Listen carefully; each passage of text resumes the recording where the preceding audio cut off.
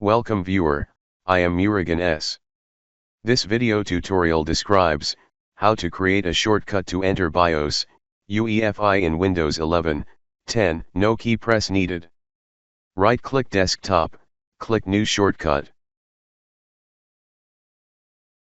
Type shutdown space, -R space, -F space, -FW space, -T space, 00.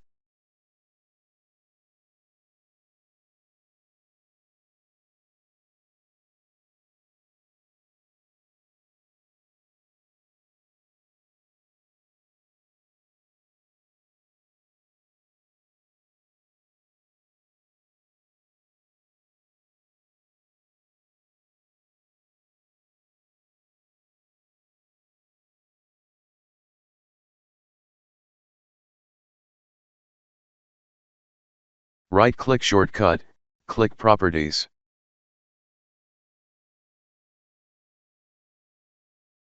Click Advanced, check Run as Administrator.